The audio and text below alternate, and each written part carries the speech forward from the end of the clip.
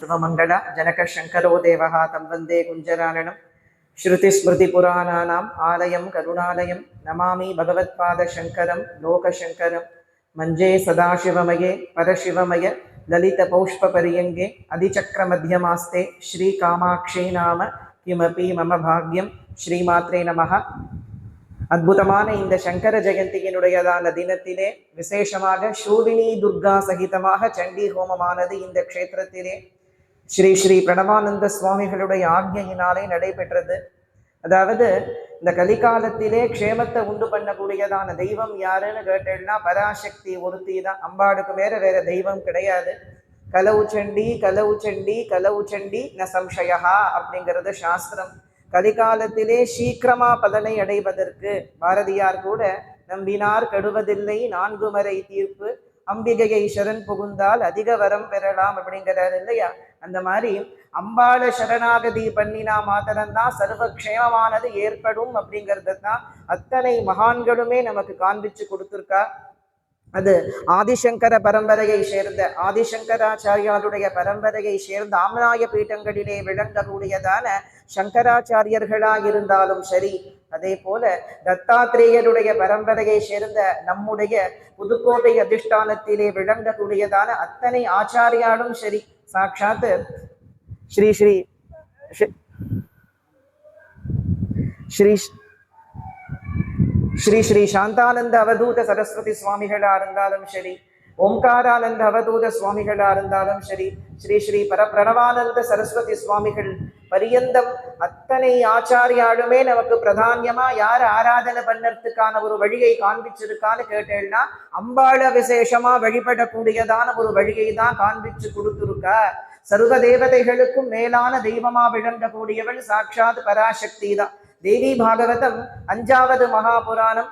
5வது மகாபுராணம்ங்கிற காரணத்தினாலே தர்மம் அர்த்தம் காமம் மோட்சம் எனும்படியான 4 புருஷார்த்தங்களையும் கொடுக்கக்கூடியதான ஏக புராணம் அந்த தேவி பாகவதம்ங்கிறதுனால தான் சாட்சாத் பகவான் வியாசர் வேதவியாச தபோவனத்திலே நாம இருக்கோம். அந்த பகவான் வியாசர் பாகவதத்தை தேவி பாகவதத்தை 5வது மகாபுராணமாக பண்ணினார். 5வது மகாபுராணமாக அந்த தேவி பாகவதத்தை பண்ணினார் அப்படின்னு சொல்லுவார். அப்பேற்பட்டதான ஒரு தெய்வம் அந்த பரதேவத்தை, அந்த பராசக்தியத்தான் பிரம்மா அந்த பராசக்தியத்தான் பிரம்மா உபாசனை பண்றார். அவளைத்தான் சாட்சாத் நாராயணர் உபாசனை பண்றார். ருத்ரமூர்த்தியும் கூட அந்த பராசக்தியின் பாதார விந்தத்தை தான் நமஸ்காரம் பண்றார். அப்படின்னா சச்சிதானந்தமயியாக விளங்கக்கூடிய பரதேவதைகளுடையதான ஒரு பராக்கிரமத்தை சொல்றதுக்கு யாராலே முடியும்? மாதஸ்தே மகிமாவக்தும் சிவே நாம் அபிஷக்யதே ஜரர் துர்வாசர். அம்மா ராஜராஜேஸ்வரி காமாட்சி பரதேவதே, உன் பெருமையை சொல்வதற்கு உன் பதியாக விளங்கக்கூடிய பரமேஸ்வரனாலேயும் முடியுமா அப்படிங்கும்படியா பரமேஸ்வரன் தொடங்கி விளங்கக்கூடியதான எந்த தேவதைகளாலேயும் அந்த பராசக்தியின் பெருமையை சொல்ல முடியாது. அப்பேற்பட்டதான அம்பாளுக்கு என்ன மணித்வீபத்திலே பிரகாசிக்கக்கூடிய புவனேஸ்வரி சம்பூர்ண சைத்தன்யமாக புதுக்கோட்டையிலே புவனேஸ்வரி பீட்டத்தில் அதிவிசேஷ மூர்த்தியா இருக்கா. பிரணவானந்த சுவாமிகளுடைய ஆக்ஞையினாலே 3 வருஷம் தொடர் சண்டி ஹோமமானது எந்த க்ஷேத்திரத்தையும் இதன் பிரகாரம் அந்த மாதிரி நடந்தது கிடையாது. தொடர்ந்து 3 வருஷ காலம் சண்டி ஹோமம் அந்த க்ஷேத்திரத்திலே சுவாமிகளுடைய ஆக்ஞையிலே பண்றார். அப்படின்னா ஒரு சண்டி பண்ணினாலே அதன் மகிமையை நம்மாலே சொல்ல முடியாது. சண்டி ஹோமத்திற்கு சமானமானது வேற ஒண்ணுமே கிடையாது. தொடர்ந்து 3 வருஷ காலம் அந்த க்ஷேத்திரத்திலே சண்டி ஹோமமானது நடக்கிறது. அப்படின்னா அங்க பராபட்டாரிகையா பிரகாசிக்கக்கூடிய புவனேஸ்வரியினுடைய சாநித்தியத்தையும், அதே போல சண்டிகா பரமேஸ்வரி 18 கைகளிலே 18 ஆயுதங்களோட பிரகாசிக்கக்கூடிய மகா மகிஷமர்தினியாக விளங்குற சண்டிகா பரமேஸ்வரியினுடைய சாநித்தியத்தையும் சொல்ல முடியாது. அம்பாளே இந்த தேவி மகாத்மியத்தை என்ன சொல்றான்னா மம மகாத்மியம் உத்தமம் அப்படிங்கிறா. இது என்னுடைய மகாத்மியம்ங்கிறா. வேற எந்த கிரந்தத்துக்கும் இவ்வளவு விசேஷமா தேவி சொன்னதில்லை. என்னுடையது அப்படின்னு அம்பாள் 2 விஷயத்தை சொல்றா. முதல் விஷயம் என்னன்னா ஹிமவானை சொல்றா என் அப்பாங்கிறா. வேற யாருக்கும் அந்த பாக்கியமானது கிடைக்கல. ஹிமவானுக்கு தேவி பாகவதத்திலே சாட்சாத் புவனேஸ்வரி வரம் கொடுக்கிற சமயத்திலே உங்களுக்கு புத்திரியாக பிறக்கிறது எனக்கு ரொம்ப சந்தோஷமா இருக்குன்னாலாம். எப்பேற்பட்ட பாக்கியம் பார்த்துக்கோங்க. என்னுடைய தகப்பனார் அப்படிங்கிறதான ஒரு சௌபாகியத்தை ஹிமவானுக்கு கொடுத்தா, என்னுடைய மகாத்மியம் அப்படிங்கிறத இந்த தேவி மகாத்மியத்திற்கு சண்டிகா பரமேஸ்வரியானவள் கொடுத்தாள். அப்பேற்பட்ட சண்டி ஹோமமானது நட்சத்திர மண்டலத்தை அனுசரிச்சு விசேஷமா 26 தினங்கள் இந்த இடங்கள்ல நடக்கிறது அப்படின்னு சொன்னாக்க அதுவும் சாதாரணமா இல்லை. ஒவ்வொரு நாளும் அதி விசேஷமான மூல மந்திரத்தோட கூட்ட. அதனால தான் சாதாரணமா செய்யறதை விட அநேக மடங்கு பலன் விசேஷமா இந்த சண்டி ஹோமங்கள்ல கலந்துக்கிறதுனால கிடைக்கிறதுங்கிறதுல சந்தேகமே இல்லை.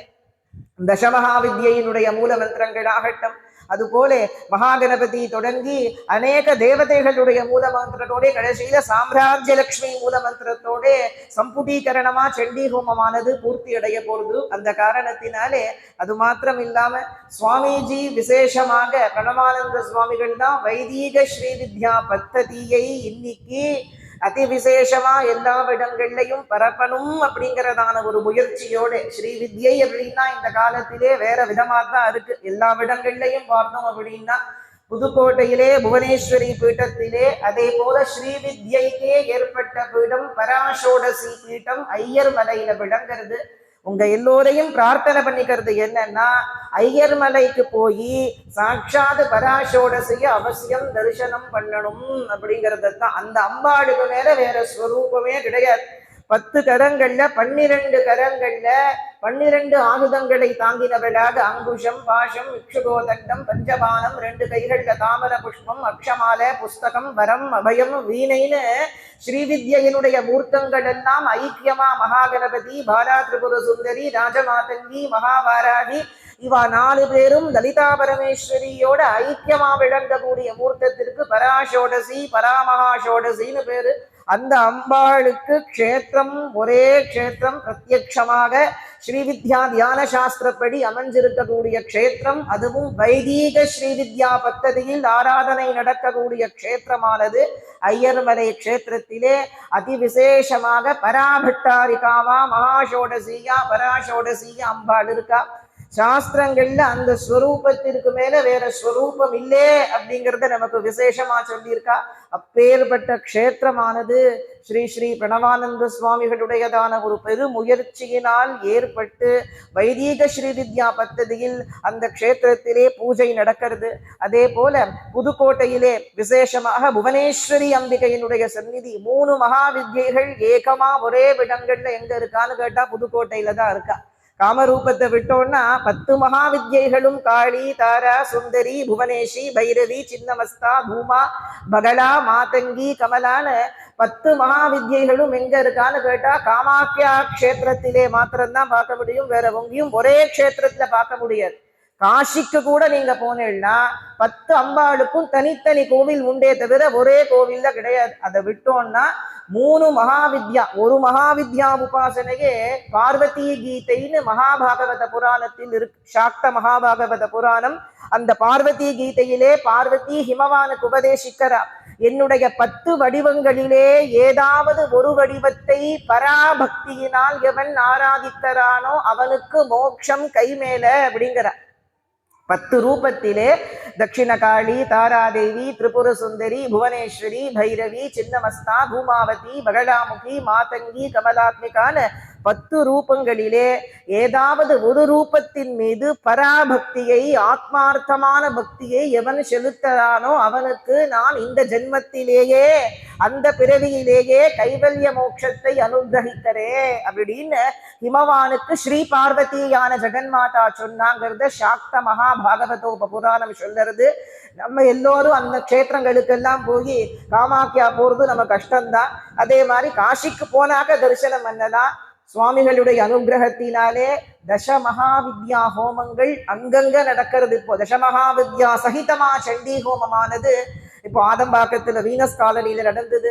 அதே மாதிரி வீனஸ் காலனி நடந்தது, ஆதம்பாக்கம் புவனேஸ்வரி அம்பாள் கோவில்ல நடந்தது. அதே போல வேதவியாச தபோவனத்திலே அதே தசமகாவித்யா மூலமந்திர சகிதமாக சண்டி ஹோமம் நடந்திருக்கு. அப்படின்னா நம்ம இருக்கிற இடத்துக்கே அந்த பரதேவத்தை எழுந்தருளி அனுகிரகத்தை செய்யறா. அந்த வாய்ப்பை நாம எல்லோரும் பயன்படுத்தி கொள்ள வேண்டும். அதுதான் இத்தனை முயற்சியை யாருமே செய்தது கிடையாது.